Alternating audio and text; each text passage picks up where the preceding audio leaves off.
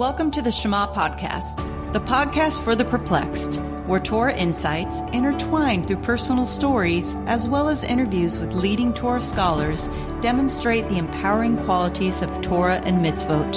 For more great Torah learning through Torch, the Torah Outreach Center of Houston, go to torchweb.org. Now to the show.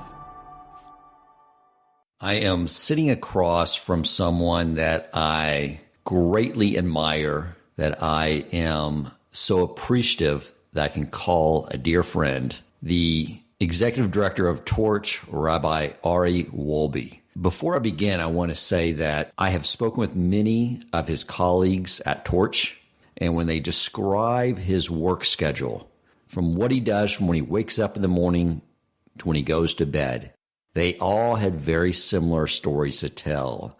And I will tell you that just by listening to this man's work ethic, it made me feel physically exhausted and made me feel like I had to take a nap after just listening to it. So thank you for being here. I'm looking forward to spending some time with you, learning from you, and allowing others to do the same. Thank you, Dan. It's an honor to be here. I hope and pray that one day I will live up to your high accolades and your introduction.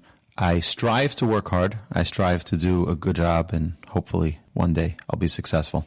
From what I hear, it's pretty nonstop. I need to find out what your supplement regimen is in order to keep your energy level so high. But I think it's just your total commitment and love of the Jewish people. That probably is what fuels you. We're recording this interview in my home in Kingwood, Texas, which if you're not familiar with the Houston area, we are in the northeast quadrant of Houston, and all the Jewish communities, the roofs are all on the exact opposite side of Houston. When we moved into this house about 4 years ago, we custom built this house. We picked out all the flooring, countertops, put so much effort and care into everything we wanted for the house to look like. We bought new furniture. We had a decorator come out and select the paint colors, and she found artwork for the walls and did our drapes and all these amazing things. And when we moved in, I decided I want to become Shomer Shabbat. And we became Shomer Shabbat. And I would say probably like a month later, we find out from the school that my daughter is in a play at the elementary school right down the street on a Saturday.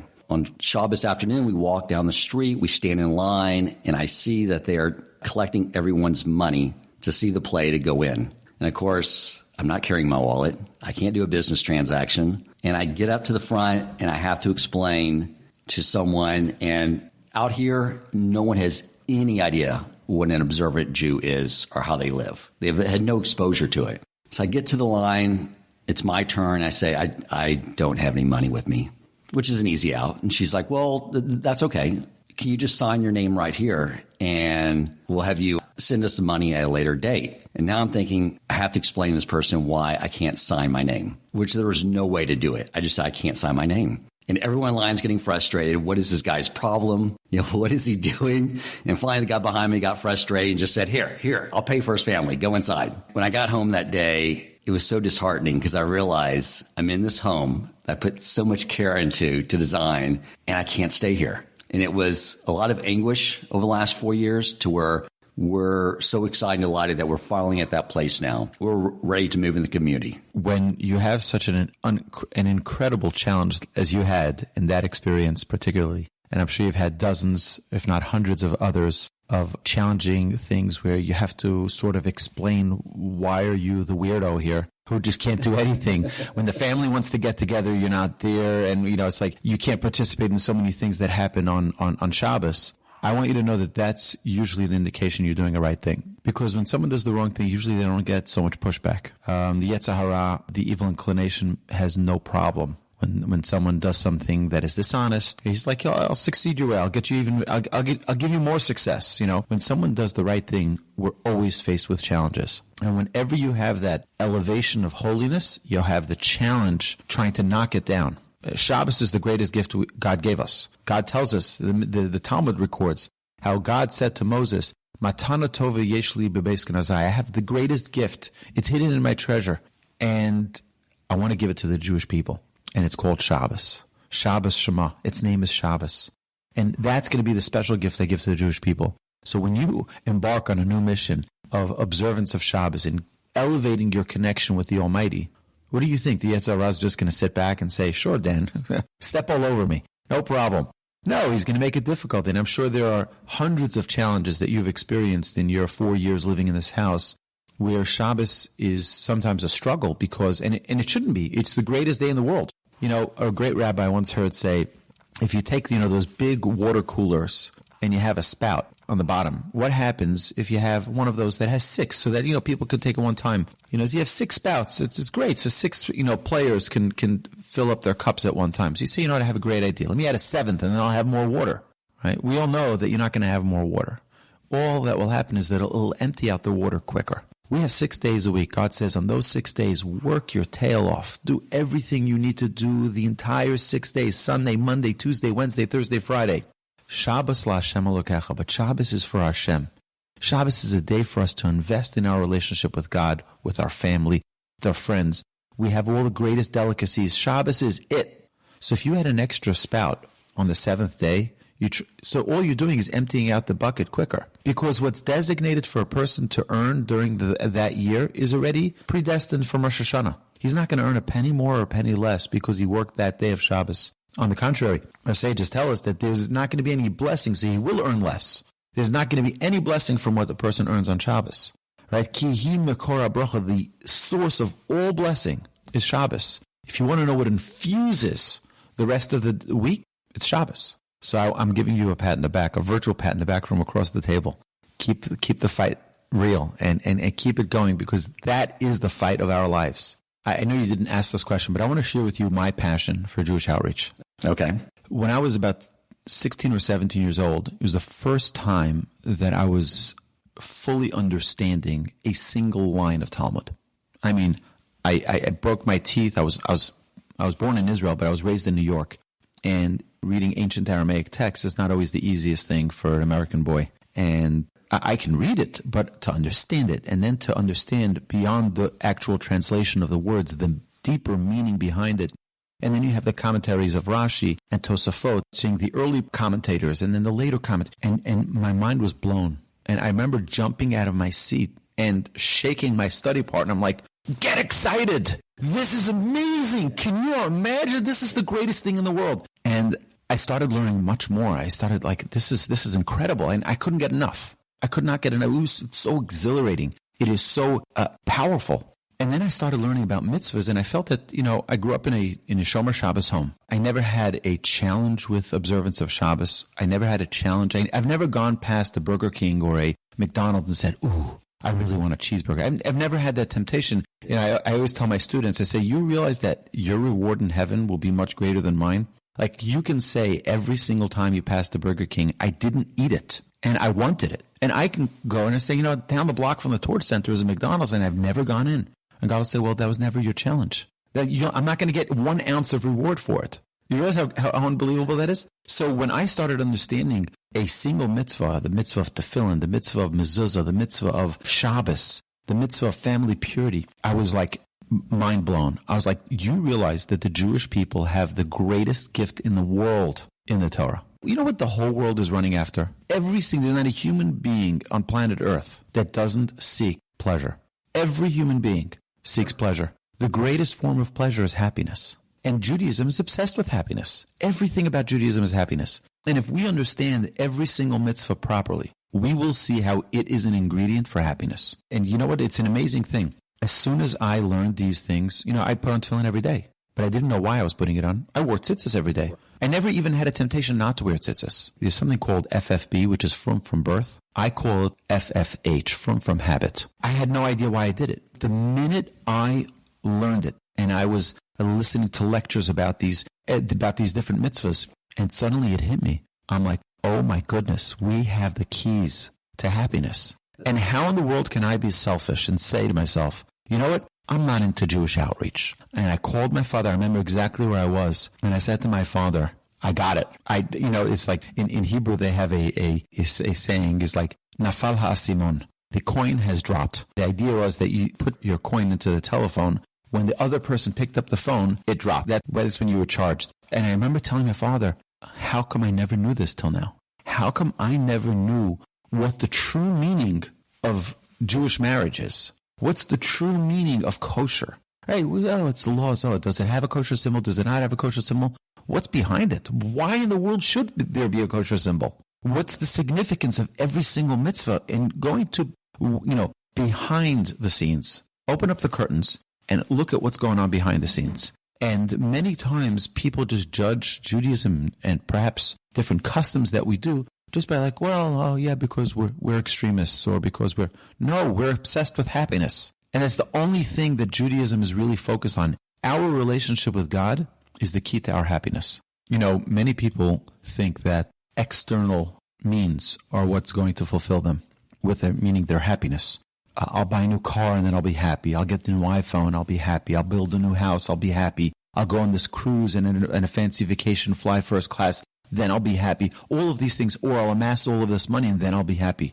Show me a person who's had all of those and show me a righteous, poor Torah scholar in Jerusalem, and I'll show you the difference of happiness. I've seen a man, I've gone to see him in the old city of Jerusalem, a man who probably can't scratch 2 shekels together. Such a poor man. And I walked into his house because someone in the United States asked me to bring him some money. And I came into him, and the glow on this man's face, the shine, the love, the happiness that was pouring out from him and his wife was it's happiness on steroids. And here's a guy who's living in a small, this little part of your kitchen that we're sitting in is the size of his house. And I'm not exaggerating. This was his house. And it was so small and cramped, filled with 1 billion tons of happiness. And you can feel it with your fingers. You can feel the happiness and the joy. And he doesn't have means. He doesn't have a car, and he doesn't have, a satellite radio, and he doesn't have all of these things. He has 1,000% joy. Doesn't mean that we're it's in a way it seems foreign to us, So Rabbi, are you suggesting that we should get rid of all of our? No, God gave it to us. God gave it to us to enjoy. But look at the irony. We have today in this world that we're living in, 2020, we have more wealth in the United States than ever in the history of mankind. Even the poor person who's on Medicaid and food stamps has more than a king had 300 years ago. They can get on any metro bus. They can probably get free tickets to a baseball game and a football game and a basketball game because they give charity as well. And they can get a free television from the government and a free cell phone from the government. It's unbelievable. And yet, that's the poor people. Think of the people who it's unbelievable. Like J.P. Morgan are one of the richest people in the world from the turn of the last century, came into one of our homes, that they would think that we were one of the top industrialists of our century. How do you live like this? What did you do? And yet we have more people on medication for anxiety and depression in our generation than ever before in the history of the world. More in the United States than any other country. Did you see the survey that came out last year? There was a survey done where they surveyed millennials, and it was some crazy stat, I want to say 55, 60% of millennials said they were depressed. And when they asked the top 2 reasons given on why they were depressed, one of them was intermittent Wi-Fi access, and the second was low cell phone battery life. How sad is our state, right, of mankind? But it's the nature of by default, if we don't train ourselves, we can take things for granted. And, our kids grew up with technology, and that becomes the baseline. And we just take things for granted. And sadly for our children, it is the baseline. When our children look at us and we're looking at our cell phones instead of looking at them, or they're calling our names and we're just finishing up an email and not giving them the proper attention, then they think, maybe that cell phone is more important than me. It's a big challenge because we're raising a generation that is addicted to technology. But how does the Torah address that? The Torah addresses that every single morning. We wake up and we start from nothing. And we say, Modeh ani lefanecha. Thank you, Hashem, for what? For giving me my soul back. And thank you for giving me my eyesight. And thank you for giving me the ability to stand upright. And for being able to, you think of all of the incredible things we take for granted every single day. And that is why the Jewish people have an obsession with happiness, because we don't let a single piece of pleasure, a single experience of pleasure, pass us by without saying thank you. You're about to eat something. Stop and say a blessing. Don't just enjoy the food and don't say thank you. And when you're done with the food, don't just run from the table. Say thank you again. Because we don't want to have a single experience in our life that is pleasurable that we don't say thank you for. And Talmud teaches us, just like you praise God for the things that are pleasurable and are great, you also thank God for the things that are challenging and troubling and unfortunate. So if someone loses their ship, guess what? There's a blessing to say. Someone loses their fortune, there's a blessing to say. You know why? Don't forget who you are. Your relationship with God shouldn't change because you have more money or less money. On the contrary, when you have less, many times you're able to connect on a much higher bandwidth than when you have all of these distractions. And the things are good and the wealth it can be great too, as long as it's put in the context of using it to develop that relationship. Our sages tell us that the purpose of materialism is to elevate it. Elevate the materialism. You see, Abraham, when he bought a field from Ephron, what did he do? It says, Vayakam ste Ephron.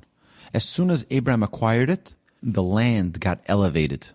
Doesn't mean he picked it up, but it got elevated because now he took it to a whole spiritual level. We can take a coffee mug. A coffee mug can be a terrible thing or it can be an amazing thing. How do we use it? Our car.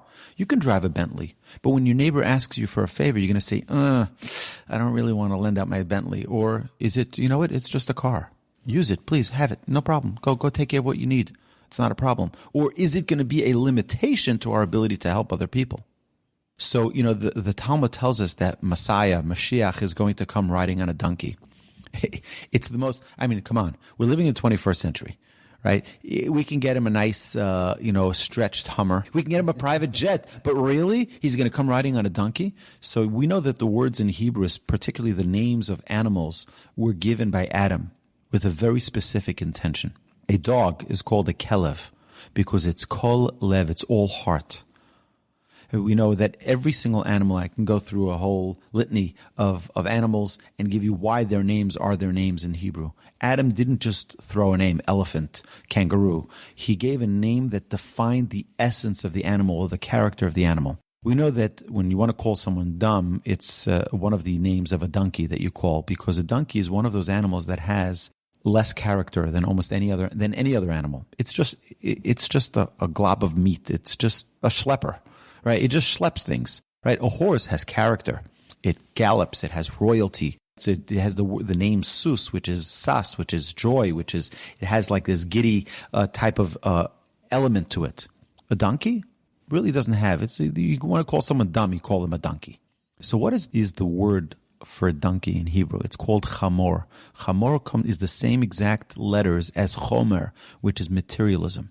And our sages tell us Mashiach is not going to come riding on a donkey per se, but he's going to teach us what it means to control materialism. He's going to be in control of the materialism. And if you think about it in our generation, there's nothing more apropos than being in control of the materialism. Look at the world we're living in. We're living in a world where materialism is completely controlling us. It's very difficult for people to have balance in their life. All of Torah is teaching us balance because anything too much, I love barbecue potato chips. I love barbecue potato chips. And even barbecue potato chips, which is so enjoyable, you cannot eat a full bag of potato chips. Because you eat a full bag of potato chips, you're going to get sick to your stomach. Balance is the key. And the Torah teaches us everything about balance. You think of any pleasure in the world. Too much of it is not going to be good. There must be a balance. Torah lifestyle isn't just a few individual activities that comprise our day. It's not a bunch of different activities. It's a way of life. It's a phenomenal story I want to share with you, and to contrast it. Lahavdil elef alfei avdalos, not to compare between holy and unholy. The great Rabbi Moshe Feinstein, who passed away in 1986, was known for his character. I'll tell you two quick, beautiful stories. The first is a woman once called his house a few hours before Shabbos, and we know that every Shomer Shabbos home is very hectic before Shabbos. It's, a lot going on, cooking, getting everything ready for Shabbos, setting the table, So she calls up a few hours before Shabbos. The rabbi wasn't exactly right by his phone at the moment. And one of his students picked up the phone. He says, "Hello, Rabbi Feinstein's office." And the woman says, "Hi, can I please speak to Rabbi Feinstein?" So the student says, Rabbi Feinstein is busy at the moment. Can I help you? So she says, yeah, I was just calling to find out what time candlelighting is. To which the student well, you don't need to call Rabbi Feinstein for candlelighting time. He tells her the candlelighting time. You don't need to call Rabbi Feinstein for that. Right? Rabbi Feinstein is very busy. You can just look at any Jewish calendar. To which the woman responds, I don't know what you're talking about. I've been calling Rabbi Feinstein for the past 25 years, and he's never said anything about calendars. That's the humility of someone who is understanding, right? You're talking about a scholar who finished the Talmud over 400 times, who every single Shabbat finished the tractate of Shabbat in its completion, its entirety. I mean, you're talking about one of the greatest Torah scholars of our generation, and he had the time to take with this older woman. She probably opened up a phone book and said, I'm looking for a rabbi. She picked out Rabbi Feinstein and called him for what time candlelighting is. And every single Friday for 25 years, he told her nicely, and she called back the next week, and he told her again nicely. So this is Rabbi Feinstein. One time, Rabbi Feinstein, you can imagine when he would leave the yeshiva and walk to the car, so he would get this whole escort of people asking him questions, taking pictures. My son is having a bar mitzvah. Can you give him a blessing? And so on and so forth. And people would huddle around him as he was walking to his car. He gets into his car, and they finally close the door, and the driver drives off to take him to his home. And when they turn the corner after they leave the yeshiva, Rabbi Feinstein asks the driver, he says, do you mind just stopping for a second? And the driver stops, and Rabbi Feinstein opens the door and pulls his hand out of the door. They closed the door by mistake on his hand. So the driver says, you waited all the way till here. Why didn't you tell me back there to stop? I would have stopped the car and you would have pulled your hand out. He says, can you imagine how embarrassed the individual who closed the door would be if he knew that he closed the door on my hand? He said, I would never want to embarrass. And now let me contrast that. I saw a video just a few days ago of the Pope, and he was greeting people. And a lady grabs his hand to shake his hand, and he pulls his hand away with an angry face, like, what's your problem? Where's your respect? Where's your honor? And he's like, that's the contrast between a great rabbi, Rabbi Moshe Feinstein, and what they call a great Pope. I mean, the world of a difference. Here's a man who's filled with Torah, a man who's filled with walking in the ways of God, who the kindness is overflowing, and a man who claims to be holy, a man who claims to be righteous, and yet you see that his character is flawed on every level. We should never compare between holy and unholy, but to me, I saw it and my eyes were popping, and I'm like, this is what they call holy? This is what they call righteous? They obviously have never seen a Torah. They've never seen a righteous Jew, if this is what their idea of holiness is. Torah and the mitzvos is not about individual actions. It's about the entire person, the essence. I heard from a rabbi who actually went swimming with his rabbi. They went swimming back in Poland.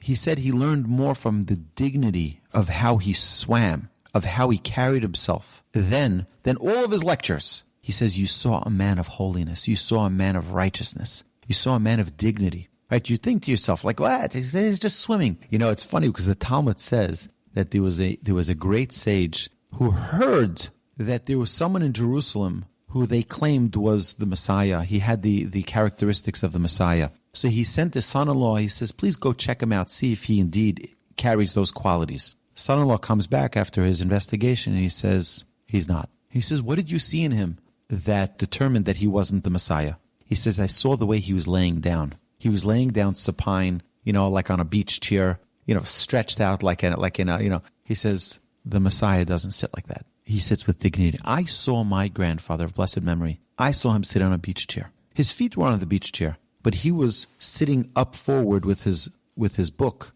and studying. He can't lay back like that. That's not a way that now there's no sin, but to just give a concept that someone who realizes and lives with the presence that God is right in front of me at every moment, how can I lay like that? He said, this man is not Mashiach. He's not.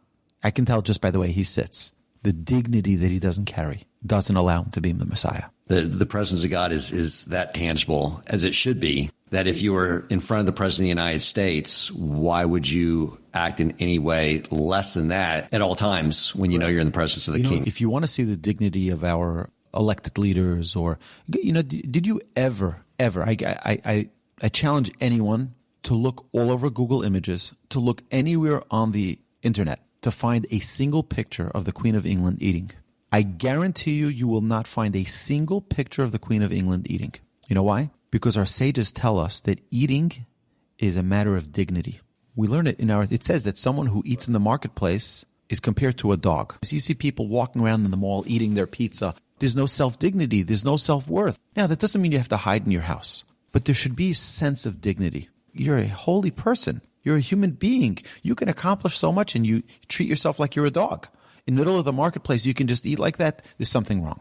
Since I work here from home, I'll go grab something out of the fridge, stand over the sink, eat it, and then just go back, wash my hands, and go back to work. And I was reading just like in the Shulchan Aruch that, no, that's not the way you eat. You treat yourself like a king if you want to be treated like a king, and sit down and eat in a dignified manner. That made total sense. 100%. And now let me ask you another question. How will you enjoy your food more when you're sitting in front of a table properly? Even food can be a vehicle to make your life holier. And food is a vehicle. We have to understand that the whole concept of blessings, it's a remarkable idea. That, it says that anyone who enjoys from this world and doesn't say a blessing first, he's a thief. Now, I don't know about you, but I pay my taxes. I work hard, earn an honest living, and I even give charity. And now you're telling me I buy an apple, I eat the apple, but I didn't say a blessing first, and you're telling me I'm a thief? Who did I steal this from? I paid for it. I did everything I needed to do. Why am I a thief? Is it because you're stealing from yourself? That's correct. You're stealing from yourself the opportunity to be happy. Because when you eat that apple and you don't stop and say, you know something, I'm the luckiest man on earth that God gave me an apple. If you don't stop and appreciate that, you're limiting your joy. If a man doesn't stop every single day and say that same praise that we do for our food to their children, to their spouse, and say, I'm the luckiest man on earth that I have you as my wife. I'm the luckiest man on earth that I have you as my child. Then you know something? We're missing out on love. We're missing out on joy. We're missing out on living a fulfilled and enriched life. So we're stealing from ourselves. So when we sit and we say, with proper respect, we respect ourselves. I'll tell you a story. There's a whole topic I talk about in my Musar classes about kavod, which is honor. And many times people think that when you're talking about honor, it's talking about honoring other people. And we focus on honoring ourselves, giving ourselves the due dignity that we deserve as human beings. And we're talking about the way one dresses, the way one talks. I was once giving this series, and one of the individuals I was learning with privately, an executive that I learned with, he says to me, do you think I carry myself with a dignity? So I said, I think you do. I think you always dress appropriately. You always carry yourself properly. But if you're already asking me, I want to ask you, do you think the way you talk represents who you are? I said, you're a CEO of a company, and every third word you say is a foul word. How do you think people look at you? Is this a person who respects himself? If every word that comes out of his mouth is inappropriate, that's not dignified for who you are. People look up to you. And he said, I never thought about that. I dress the part. I have to dress dignified. I would never give a presentation in front of all of my workers without a suit and tie. Great. But what's about the way in which we talk? I drive up to New York every summer with my family, and I drive back down at the end of the summer. My kids go to camps there, and my wife is there with her family, and it's a great time for my family, reignite their relationship with all of their cousins and so on and so forth. It's very nice. On our way back, we have the same experience every year. And that is when we pull back into Houston, my wife says, maybe we just stop over here at the supermarket and we pick up some bread and some milk and cereal so the kids have for breakfast tomorrow. And here I am. I'm dressed in shorts and T-shirt. And I say, okay, I'll run in. But I can't run in because I am a rabbi and people see me as a rabbi. And so my wife's like, come on. It's not a big deal. I said, you know what? It's not even for me, but perhaps for my students. For them, I'm the one who they're learning Torah from. I'm representing Torah. I'm representing them. And I happen to be representing myself. I always have my dress pants and my dress shirt, pull it out, get dressed properly, and then I'll go in. But the idea is not because I'm trying to fake it, but because if you represent something, you have to dress the part. And it's not only dressing the part, it's acting the part. Let's circle back to what we said before. As a Jewish people, we represent what Torah is. We represent what God's people is. We have to carry that with honor, with dignity. And we have to properly represent what it means to be a Torah Jew.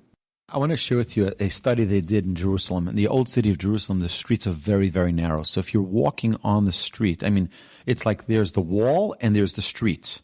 And there's really not much sidewalk. So if you're walking on the street, the cars cannot drive by. Israel is not known as a place that has people who are extremely patient. So if you're walking on the street, they'll likely honk their horn at you. Except they found in this study that if you're wearing dignified clothes, they'll sit and wait patiently. So if you're a Armenian, whatever they call their leaders, a priest, right, and you're wearing the long robes, they won't honk the horn at you. If you're a rabbi and you're wearing a suit and tie, they won't honk the horn at you. If you're wearing clothes that are dignified, but if you're wearing your jeans and T-shirt, they'll just honk you. Get out of the road. There's a certain respect that is commanded by the way in which we dress. Now, again, I don't want it to be superficial that it's just the clothes.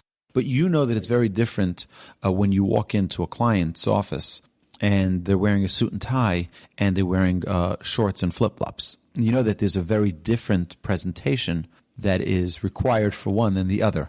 Right. If I do a lot of public speaking, I was just yesterday speaking, and sure, if I walked out on stage not wearing a suit but wearing shorts and flip-flops, they certainly would have taken me seriously. For one, they would think that I don't take myself that seriously. That's correct. I'll tell you this, okay? It's a little bit embarrassing, but when I moved to Houston, I didn't understand this concept. It's almost 15 years ago, and I remember I once walked into an executive's home, and he was, again, we were very close friends, and he said to me, he says, you know something, Rabbi? I don't think you respect yourself. I'm like, what? Excuse me, right? And he says, look at how you're dressed. You know, he says your jacket doesn't match your shirt, and you don't have a tie, and you got to get new shoes, and he was right. It was hard for me to hear it, but he was right. And from that day on, I wear a suit and tie every day. And I also moved to white shirts because I'm not very good with the matching thing. But the idea is that it's not about me and my image only. You have to realize that when the difference between being just a Joe Schmo on the street and being someone who is a respected person, people expect a certain level of self-worth. That self-worth then translates to how you respect others. Because if you don't respect yourself, there's no way in the world you'll respect others. And that's where it really boils down to. If I don't properly respect myself, there's no way in the world I will respect others. So I'm a nobody, so I can talk about everybody else and call them a nobody because, but if you have a proper respect for yourself, then you say to yourself, you know what? Lashon hara. The Torah forbids us to speak slanderously about other people. But if I don't respect myself, I certainly don't respect others, and I'll talk freely about other people. But the minute I have you know what? I wouldn't like if someone spoke like that about me. I certainly wouldn't like if they said that in a way, in a place or in a time where I can't defend myself. Why am I speaking about others when they can't defend themselves? Why am I speaking about others negatively? I wouldn't want that either. So the idea is much deeper than just how we carry ourselves, but really translating that to how we deal with other people and how we respect and see other people. That makes sense. Let me ask you a question. I want to, for most of us Jews, we're outside the community. And a lot of things have been said to me as I have become more observant over the years is people referring and asking me if I'm now a Hasidic Jew. And my response is, I don't think so. I don't know. I know I study Hasidic texts like the Baal Shem Tov and Rabbi Nachman. But there's a lot, I think, misunderstanding because you have here in Houston, you have Chabad, you have Yer Aruv, but they're all just Jews studying the same Torah, fulfilling the same mitzvah. Explain a little bit about where those different cultures come from, just for those of us who are outside the community and are a little perplexed by it. Okay, so let me give you the 30,000-foot overview, okay? I've had the question asked to me so many times, why are there so many different sects in Judaism? I mean, you have, just from the Hasidic dynasties, you probably have 1,000 different Hasidic dynasties. You have Babov, you have Belz, you have Satmar, you have Vizhnitz, you have Karlin, you have Chabad, Chabad is one of about 1,000 different Hasidic dynasties. I mean, you talk about Satmar, the largest, Gur, you're talking about hundreds and hundreds of thousands of Hasidic followers. It really is unbelievable. Why do we need so many? So you have to understand, first there's a historic perspective to it. There's also a I think, a very beautiful aspect. When the Jewish people were in the desert, God divided. Jacob had 12 sons. They're called the tribes. Each tribe had its own group. They had their own flag. They had their own leader. But what is forgotten, whether it's all of these Hasidic sects, whether it's the 12 tribes, is that we always had only one Torah. So it doesn't make a difference if they wear this type of hat or that type of hat, or no hat, or this type of kippah or that type of kippah, or this type of shoes or that type of shoes. It really doesn't make a difference. At the end of the day, they all believe in the same exact Torah. And that's the number one most important thing that counts. Are we observant of the Torah, or are we not observant of the Torah? That's, at the end of the day, I always say that I don't believe in orthodoxy. I don't believe in reform, conservative. I think it's all baloney. I think it's, that's where we pay our membership dues. But that's not real. What really is important, are we growing or are we stagnant? And I don't care what Hasidic sect you're part of. If you're not growing, it's a problem. I don't care if a person's not a member in any synagogue. If you're growing, that's what counts. So I think I would go to those people and say, Hasidic, what does that even mean? Does it mean that I'm investing in my relationship with the Almighty? Absolutely. I'm proud to be considered part of that group, whatever you call them. But when you get to the nuances of how, this one has this type of payas, and this one has that type of payas, and they curl it like this, and they curl it like that, they have it behind their ears, they have it in front of their ears, they don't have... What does the Torah tell us? The Torah, at the end of the day, tells us we cannot cut our side locks with a razor. That's what it says. I have payas behind my ears. Most people don't even realize that I do till I tell them that I do. That's what the Torah tells us. Does it tell us that we should have it, a long beard? It doesn't. There's no mitzvah in the Torah that says we should have. That's where the individuality. Exactly. The Torah doesn't say not to cut your beard, and it doesn't say that you should grow the beard. It says don't cut it with a razor. That's what it does say. So if you can find a shaver that is a kosher shaver, by all means. The Torah doesn't say that you shouldn't. You understand? So there are many levels beyond it. So why do many Hasidic people grow their beards? Because they want to be extra cautious and go above the required measure. Great. We say, Kol hamar beharezim meshubach. The more you add, the more you'll be praised. The more you'll be blessed. But is that the requirement? That's not the requirement. And we have to very carefully... who was the first one who tried to be a chassid? Eve, in the Garden of Eden. Because what did God tell her? God tell her, don't eat from the fruit of the tree. And what did she do? She translated it as, well, don't touch the tree. She added to it. If she would have said, God said not to eat it, but I'm going to make an extra measure not to touch it. That would be great. But that's not what she did. She changed the rules. And once the snake pushed her on the tree and she touched it, and hey, nothing really happened. You see, you can really eat from the tree as well. And that was the mistake. Don't add rules when you don't know what the real reason behind it is. So tell me a little about in the outreach world. Is it becoming, do you feel like you're overall and throughout the country from talking to colleagues who do this, that there's greater and greater momentum being built? Or are there more challenges out there now? It's very interesting because we've been doing an international study to try to figure out the dilemma of the Jewish people right now. And there is a consensus that since the advent of the iPhone, Jewish outreach has become much more difficult. Because why do I need a rabbi when I have Siri?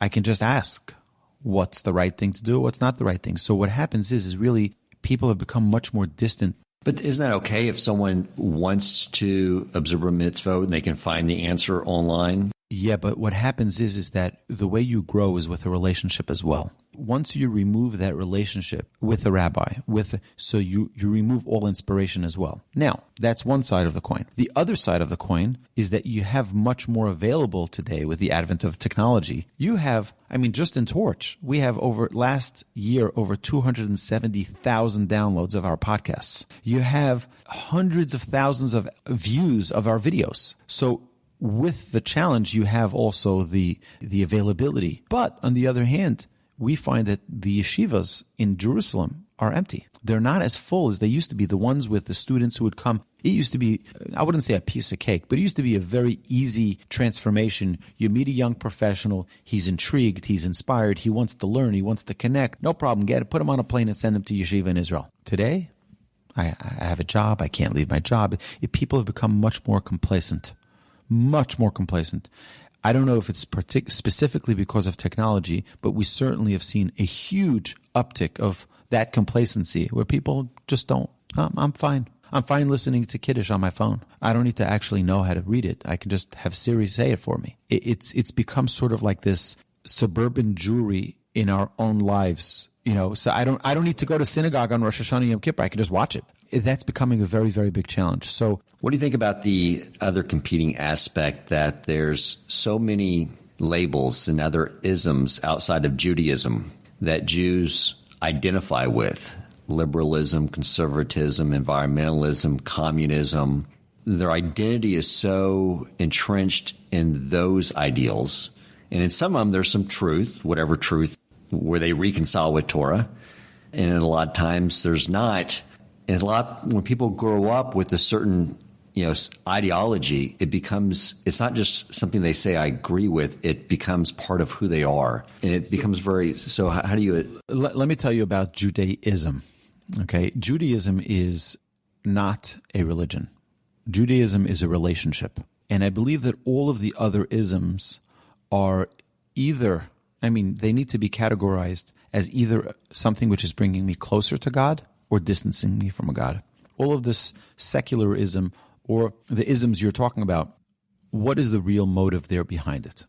Is the motive there to show how we, mankind, are in charge of this world and there is no God, which is the vast majority of the isms? Yes. Is a God, a creator of heaven and earth, who has expectations of us and has a relationship that he wants to build with us through these channels that he's given us in this world, and primarily being the Torah. The Torah is the guidebook. It's the manual for how to connect to the Almighty. So all of the isms, and we're finding more and more of the, I had a guy come to me sitting at my Shabbos table, and he says to me, Rabbi, I'm an atheist. I'm like, really? So as he was walking out, I was walking him out after the meal. It was a friendly, just said, by the way, I'm an atheist. So I told him, I'm really intrigued about your atheist, beliefs or non-beliefs. So I said to him, as he was walking out, we have this little bench, a kid's bench, right outside our front door. And I said to him, you see this bench? He says, yeah. I said, do you know how it got here? He says, you bought it in a store and you put it here. I'm like, no, silly. It just appeared here one day.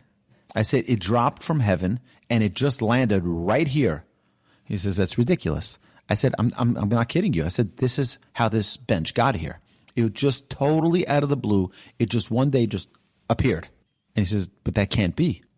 I'm like, really? A bench can't really appear here just by itself? He says, things don't just happen like that. Didn't you just tell me a few minutes ago that you're an atheist? And in atheism, what do you believe?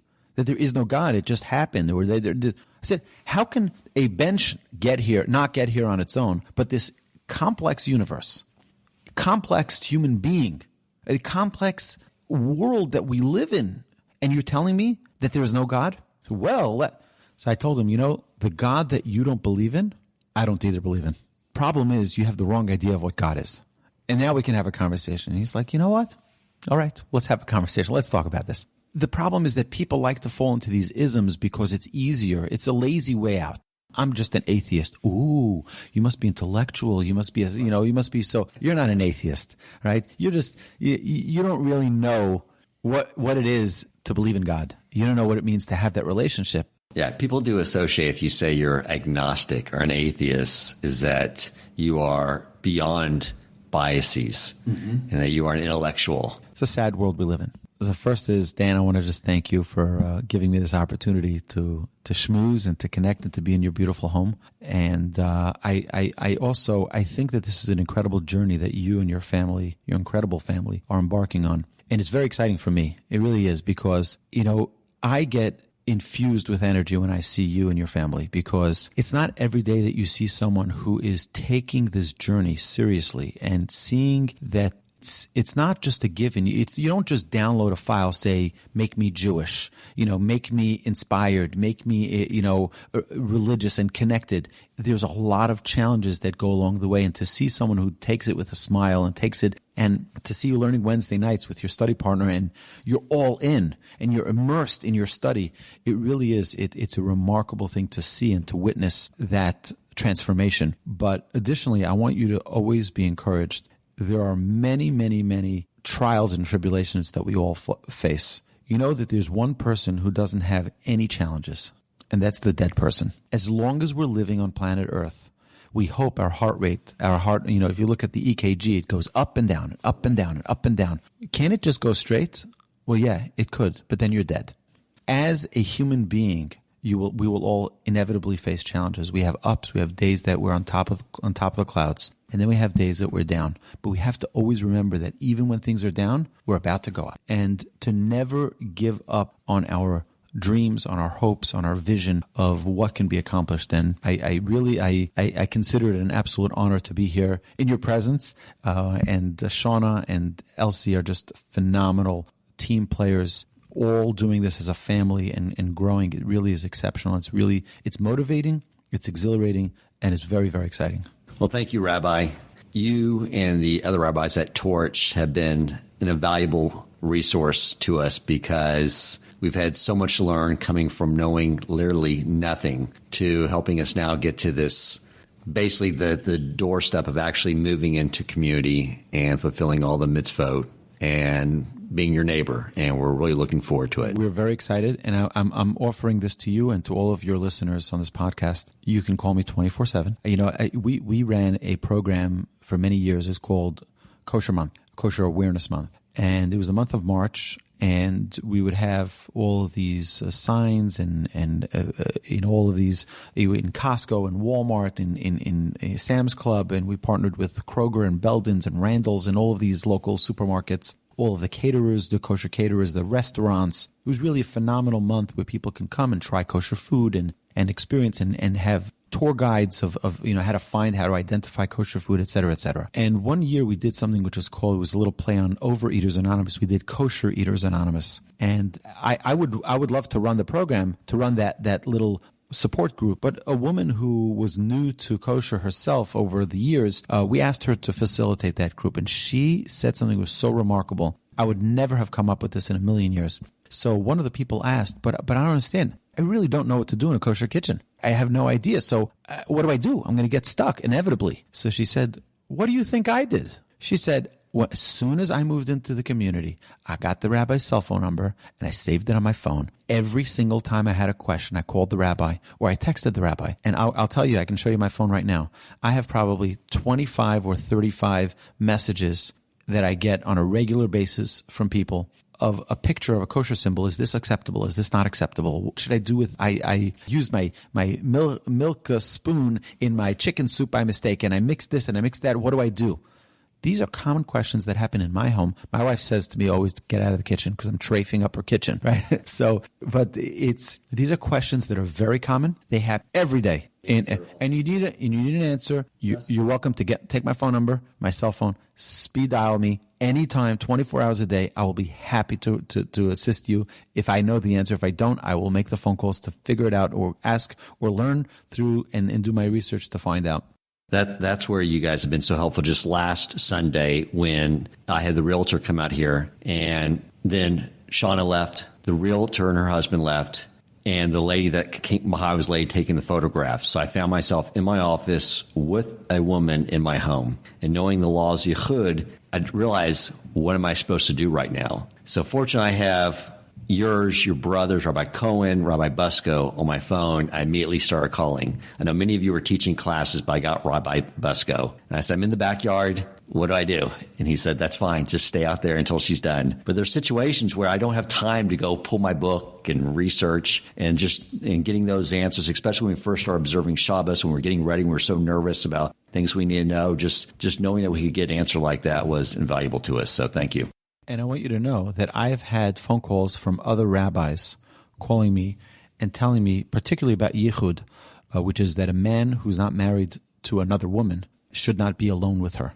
And I think it's very pragmatic, but the Torah understands the nature of human beings. And a man with a woman who he's not married to, there could be something that can happen. And the Torah says to avoid getting into a situation, don't be alone. So what do you do if you're a rabbi and you're going to meet with female students? It could be a problem. That's, by the way, why in the Torch Center we have windows in every room. Precisely for that reason, because if a woman comes and she wants to speak privately with a rabbi, there is no privacy. There's a window, and there's no such thing that you can meet with a rabbi privately. I actually had a woman who came to me after class. She said, Rabbi, I need to see it's a personal matter. I need to meet with you privately. I said, I'm sorry, I don't meet with women privately. You can meet with me either in my home when my wife is home, or you can meet with me here at the Torch Center. She says, no, it has to be private. I said, I can't help you. Find someone else. I cannot meet in private. I don't meet, if you're my wife, I can meet with you in private, but no one else. And unless it's in a public setting where other people can be there, but that's precisely because, and it's ironic that Harvey Weinstein's case just started today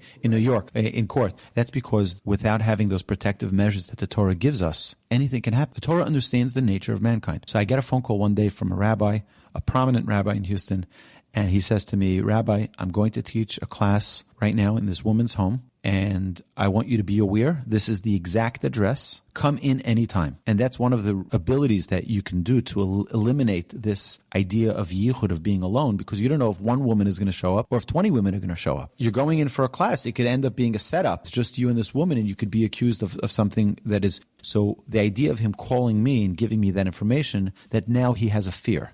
And he has a fear that I might walk in that door any second. So if it is him alone, he wouldn't do anything. But it is even more than what you may do, but there's this whole hashtag Me Too generation where innocent people could have been accused, and if they had just used these laws, those accusations couldn't have been made if they were just accusations. 3,300 years since the Torah has been given, it's never been wrong. Well, thanks again, Rabbi. I appreciate it. I know you have a busy day, so I'll let you get back to it. Thank you, and have a terrific day. Thank you. If you enjoyed this episode, please consider supporting Torch so they can continue to spread Torah wisdom to the world by making a donation at torchweb.org and clicking Donate in the top right corner of the page. And if you would like to get in contact with our host with comments, suggestions for future topics of learning, or questions for him or his guest rabbis, you may email him at president@torchweb.org.